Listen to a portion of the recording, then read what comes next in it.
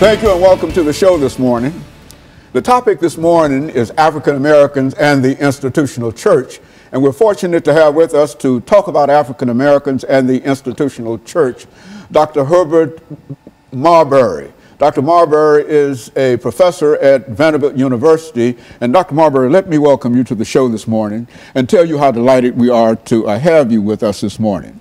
Thank you, Dr. Haney. It's good to be here. Very good. Thank you for having me. What I'd like to do this morning, Dr. Marbury, is to talk about some aspects of African Americans and the institutional church. But before we do that, let's get into some information that will give our audience about you, your background, your education, and some of the things that are important in your life. And then we'll have an opportunity during this first segment to deal with that. And then we'll have our break and we'll come back and deal with African Americans and the institutional church. Let's do it from that perspective. Right. Well, I was born here in Nashville, Tennessee. My father was here serving as the chaplain at the prison prior to the prison that preceded Riverbend. And my mother came to join him and left a career in social work and teaching to join him. And we lived here for about a year and a half. Moved to Atlanta soon after that. And I grew up in Atlanta as a son of the church. Third generation United Methodist minister on my father's side, and fifth generation United Methodist minister on my mother's side. And I grew up in those kinds of churches where each and every day God was made relevant to the issues that we faced, the challenges that people face, particularly black churches and those black congregations that cared about the world that we had to deal with. And so you didn't have to wonder whether God was real, and you didn't have to wonder whether the love of God was real. You felt it inside those caring communities. And so those are the kind of churches that shaped me. And in that regard, I became a son of the church, a deep love for the church, particularly the black church. I grew up in Atlanta, went on to go to Emory University, where I studied English literature and African American studies, double major. Went on to study at Gammon Theological Seminary at ITC, and studied biblical studies and theology, and finally completed my education here again in Nashville, where I took a PhD in religion at Vanderbilt. Along the way, I met some, and I was shaped by some significant faculty members, professors like Dr. Charles Cofer, who is considered the father of African American biblical studies, and Randall Bailey, who taught me, was my first Old Testament teacher at ITC. And here, my advisor was Dr. Renita Weems, who directed my dissertation. Dr. Cofer taught me the importance of cultural context in the Bible, looking particularly at African context and finding not only myself, but my community in the text. And Randall Bailey taught us how to think critically about the problems we faced and how those problems were made relevant in our own interpretations. And finally, Dr. Renita Weems really took me and honed me and made me a scholar. Any faults I have are my own, but what I find that's good in my work has to do with the caliber of instruction I got from great professors. And so I'm grateful for my journey. Along the journey, what I found to be most important, not just the education that I got, but the experience I got along the way. I served as pastor of Old National United Methodist Church for several years in Atlanta, Georgia. And it was one of those congregations that accepted a young student pastor and taught me that while it was extraordinarily important that I studied hard, but it was also important that I took what I knew, and I knew, not only did I know the books, but I had to know the lives of the people. I had to understand where religion, if you will, where religion hit the ground. In other words, where the rubber met the road, and the kinds of difficulties that real people faced as they attempted to live faithful lives. And so I was blessed to be the pastor of that church for several years, where I really learned not only how to care for and lead a community, but I also learned why biblical interpretation is so important for our churches. I left there and served as the university chaplain at Clark Atlanta University for several years. And there I met some of the brightest and most inquisitive students who really pushed me to think not only outside of my education, but also to think outside of the confines of regular churches. Very good. And of course, what we're going to, excuse me, Doctor, what we're going to do is to take our first commercial break, and then we'll come back and complete some of the information that you're giving us now. And we'll be back with our audience following this very, very short commercial break.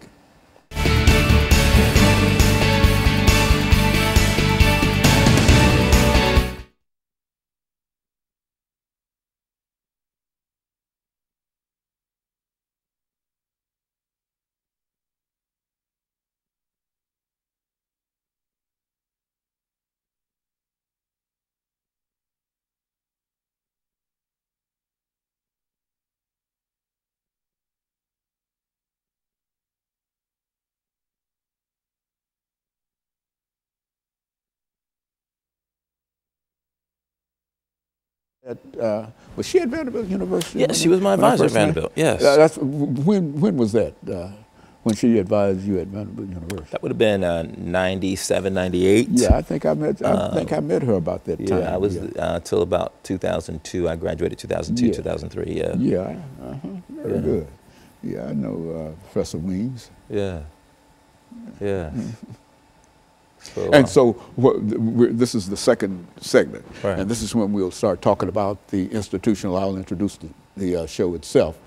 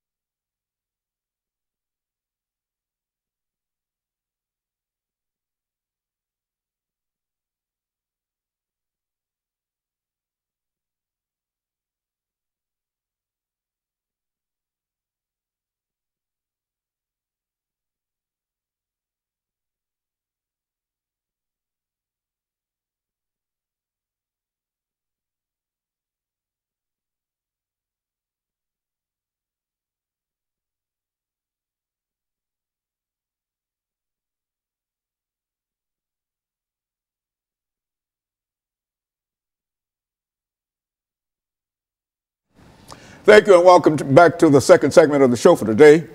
We're talking to Dr. Herbert Marbury from Vanderbilt University, and he's given us some information in reference to the institutional church. And he's also given us some excellent information concerning his background and some of the experiences that led him to us this morning. And so, Dr. Marbury, let's see if we might be able to pick up where we left off and to have you to start talking about African Americans and the institutional church from your perspective. Well, I think what's foundational for the institutional church for African Americans, and perhaps foundational for most churches, but particularly for black churches, is the Bible. You find it in the pulpits. We preach from it. It is our authority for our moral life, and it is for most Christian communities the Word of God. And I tell my students, every time they step into a pulpit in the midst of a community of believers and they speak from the Bible, they are speaking for that community. What is the Word of God? And so one of the things that captured my attention when I was a student at ITC and then later at Vanderbilt, had good professors like Professor Victor Anderson and Professor Lewis Baldwin, who interests me not only in ethics, that is how black communities think about what's right and wrong, but also interested me in the history of the black church. And from that standpoint, I wanted to know, well, why do black churches, why do churches in general think of the Bible and use the Bible so differently? For example, you look in Nashville and you've got churches from one end of the city to the other. And on fundamental issues, we disagree, and yet the same book is being preached from our pulpits. And I began to wonder, well, what's going on? It's not the book is the same. What's going on in the way that we interpret these texts? It's the interpretation of Absolutely, the book. it's the way. And so I wanted to study how African Americans historically have interpreted the Bible. And so that's the reason I wrote Pillars of Cloud and Fire. It begins to look at African American biblical interpretation from the antebellum period, starting with slavery. And I look at various examples. A radical example and a conservative example in the antebellum period, beginning with Absalom Jones and David Walker. I move on to look at Reconstruction with Frances Ellen Watkins Harper and John Jasper. The Harlem Renaissance with Zora Neale Hurston. Then the era of civil rights with Adam Clayton Powell and Martin Luther King Jr. And finally, I look at the era of Black Power with Albert Clegg. Each one takes up the book of Exodus, but takes it up in a very different way. And they take it up based on what I talked about earlier. That is, what are the relevant challenges that my community faces? How can I continue to make the Word of God, the Bible, relevant? And so during the antebellum period, Absalom Jones and David Walker both take up the story of Exodus almost literally. That if God delivered the children of Israel from Egypt, across the Red Sea into the Promised Land, then God will do the same. And the Promised Land was freedom from slavery. Well, freedom from slavery came, and we weren't free. We faced Jim Crow and segregation. And so if you go to the era of Reconstruction, and you look at sermons, the Promised Land doesn't look like freedom from slavery. Emancipation is no longer identified with the Promised Land. Uplift is, well, how do we educate now? How do we move from just emancipation to education and the kind of cultural attainment that will lift Black communities?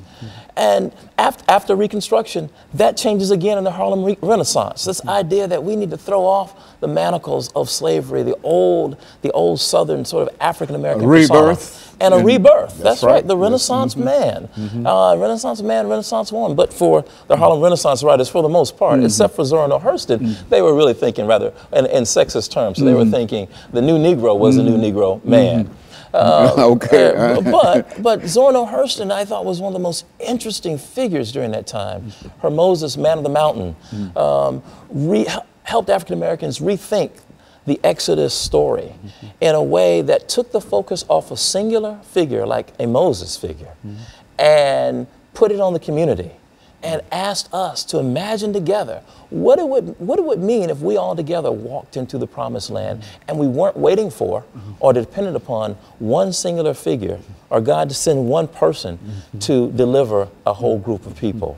And then I go on to look at the era of civil rights with Adam Clayton Powell and Martin Luther King Jr., who understood the Exodus story and the Promised Land as being included as full citizens, that we would certainly enjoy, as Dr. Martin Luther King would say, the blessings of liberty. And if you look at his speeches, he takes the rhetoric from the Constitution and the Declaration of Independence, the kind of rhetoric that founded our nation, and he connects it to the Exodus story. And freedom means becoming a full citizen.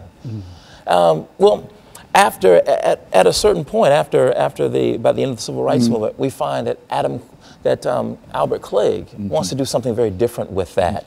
That there's the frustration that has risen because African Americans still aren't enjoying the blessings of liberty. There is a move to take that story and to claim it for ourselves and to claim the power to change our lives. Not that power, but not placing it in the founding documents, but placing it in Black communities themselves. And so we get the Black Power movement. So I wanted to look at the various ways that we have interpreted one singular book, the book of Exodus, over the course of a long period of time. But my concern was to show that each interpreter started first with the concerns of their community at that time. And I wanted to encourage my students who were going to serve churches and serve in religious communities to do the same. You know, during this second segment, the final segment, what I would like for you to do is to, and I think you've mentioned Adam Clayton Powell and Dr. Martin Luther King. I think that these are two giants, but I think that people know more about Dr. King than they do about Adam Clayton Powell. And so during this final segment, when we come back, we've got about 45 or 50 seconds here. But when we come back during this final segment, what I'd like for you to do, and I say this now because I don't want to forget to push it forward. I want you to talk about Dr. Martin Luther King and Adam Clayton Powell, and with emphasis up on Adam Clayton Powell and why he is significant and what the things that you've been doing. Okay? And so what we'll do, we'll take this final commercial break, and then we'll come back and we'll deal with some aspects of Dr. Martin Luther King and Adam Clayton Powell. And we'll be back with our audience following this very, very short commercial break.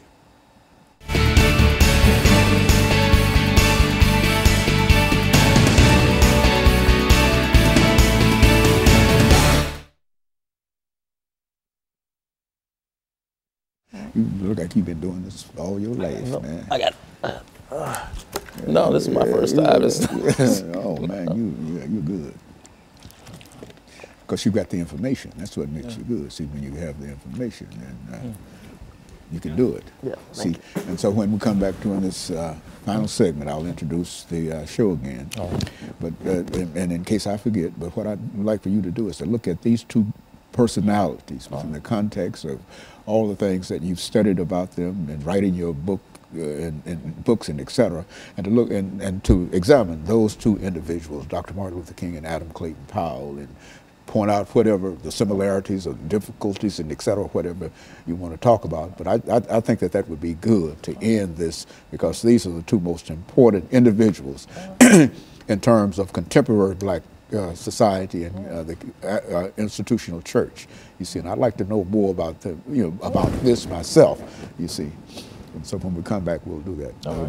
We'll do this. We will have, excuse me, we'll have 10 minutes to do this. I need some water myself. Yeah. Okay, very good. Thank you. Now, Herbert Marbury. Yes, that's it. Okay, well, I have to do that every time. See, you're giving us some excellent, and I don't want to make any noise.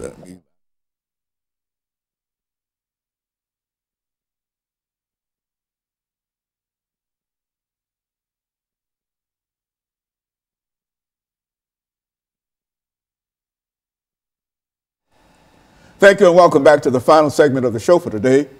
We're talking to Dr. Herbert Marbury from Vanderbilt University, and he's giving us some information in reference to African Americans and the institutional church. Doctor, let's see if we might be able to pick up during this final segment to talk about what I consider to be two very, very significant individuals that you've already mentioned, Dr. Martin Luther King and Adam Clayton Powell. And let's see what you know about those individuals and how they fit into what we're trying to do at this particular time. Right. Well, in the chapter on the Civil Rights Movement, I take up Dr. King and Adam Clayton Powell as a pillar of cloud and fire. Dr. King as a pillar of cloud, and and Adam Clayton Powell as a pillar of fire. And when I say pillar of fire, I mean someone who kind of brandished, if you will, his brashness, a boldness, a certain radical nature. Adam Clayton Powell was very clear while he was in Congress that he called himself the baddest Negro in Congress. Yeah, go on. And he flouted the rules. He didn't stomach segregation. He didn't take kindly to the kinds of conventions that made African Americans second class. And part it had to do with his upbringing, had to do with who he was, but it also had to do with, I think, growing up in Harlem. And he really was, I call him, a son of the Harlem Renaissance. He was the new Negro, as I understand it, that the Harlem Renaissance writers had hoped for. He started one of the first boycotts of the public transportation system in Harlem. One of the first sort of public service programs at his church, at Abyssinian Baptist Church. And by the time he went to Congress, he was pastoring the largest Protestant congregation in the nation. Adam Clayton Powell is known for his he's not only known for his pastoral work, but he's known for the Powell Amendment, which was which was a little known sort of codicil that he would add to every bill that that sent funding for public accommodations, and it was a bill that said if that public funding could not be used for segregated institutions. It angered Southern segregationists throughout the country, but it also angered African Americans because some of those schools were African American schools in the South. Although they were segregated, they were starved because they also needed the public funding. But Clayton Powell didn't care. What he was concerned about was ensuring that those who wanted segregation had to pay for it. And so he starved them all to death until he was able to get the Civil Rights Bill in 1964. That was his victory in the Civil Rights Bill of '64. He was there when Lyndon Baines Johnson signed it, but so was Dr. Martin Luther King Jr. And King, who was, they were both princes of the Black Baptist Church. Adam Clayton Powell had gone to, attended school in New York. His father, his father, in many ways, had groomed him to be a prince of the Baptist Church. Martin Luther King, as Dr. King, as Dr. King's father. Good. His father pastored Abyssinian, while Dr. King's father pastored Ebenezer, and they both groomed their sons for the roles that they would take. They both went to elite schools, Morehouse College in the South, and they both were products of the black middle class. But where they differed, I think, was Dr. King grew up in the segregated South, born right at 1929, just as America was going into the Great Depression. And Dr. King saw a different and a brutal side of white segregationist power. And it was something that I don't think Adam Clayton Powell saw. That shaped Dr. King in a way that that Adam Clayton Powell didn't. And led to his assassination. Yes, and led to his assassination. Absolutely. In a sense, both of them were assassinated. Dr. King, literally. Good. Adam Clayton Powell was politically destroyed because of his brashness. So what I find with now, both of them come at a time when African Americans have migrated, and I think this is also important to make the making of these two figures. African Americans began to migrate immediately after the Civil War. Every 10 years, you look at the census, you see more and more African Americans migrating toward the west and toward the north. Except for the 10 years during the Depression, when you don't see much migration, but you see, and so African Americans migrated from rural communities in the South to cities in the South like Montgomery and Atlanta. That created the possibility for a Montgomery bus boycott, but also created the possibility for an Abyssinian Baptist church, which was Adam Clayton Powell's political base, and which became for Martin Luther King the base for the Montgomery bus boycott and Ebenezer. And so as these two figures began to interpret the biblical text, they thought of the Exodus story for Adam Clayton Powell. The Exodus story guaranteed for African Americans in his sermon, "Stop Blaming Everyone Else," which he preached at Abyssinian Baptist Church in the 50s. It was a sermon that invited African Americans to fully participate in what it meant to be a citizen, take responsibility for what it meant to be a citizen. He really pushed African Americans. He pushed African Americans to take responsibility for it. And so for Martin Luther King Jr., however, there was a different way of understanding the biblical text. Martin Luther King Jr., growing up in the South, personal piety became very important. In as much as his political work, personal piety became a mask, if you will, for Martin Luther King Jr. He knew that if he was leading African Americans out into the streets to demand full inclusion, he knew how to use the television cameras, how to use the public square, and the way he used it was to lead African Americans into acts of personal piety. That's what I call the pillar of cloud. He masked, in many ways, his real intentions. He would lead them to pray in the streets, to sing songs. And when the television cameras came and they saw African Americans living out some of the, these kind of virtuous these virtuous expressions, right? Singing church songs, praying, holding hands, praying for their enemies. Not only was the South was embarrassed, the nation was embarrassed, but they were not only embarrassed domestically, they were embarrassed internationally. And so I call that the pillar of cloud because just as a cloud kind of blends in seamlessly, Martin Luther King's tactics blended in with the American moral landscape. These were virtues for America. And this was also Dr. Martin Luther King behind the veil. Yes. And you know more about that because of one of your professors, I'm sure. Dr. Baldwin. Dr. Baldwin, who talked about that and et cetera. And I think that you're an excellent reflection in terms of what he said about that and some of the things that you're saying about that. And I want you to know that the information that you're giving us now is very, very precious. And I think that understanding these two individuals and some of the things that they faced and how different they were, one from the North and one from the South, but yet and still they had the same commitment, and while they went about it differently, they had the same commitment in terms of the uplift of African Americans to eventually reach the promised land. And I think that that's what we're still trying to move toward. And that's what we're still trying. That's what I hope that as you read my book, but as we think about biblical interpretation today, we face police shootings of Black and brown, African American and Hispanic, unemployment, high underemployment, and questions around whether or not we can provide adequate education and health care.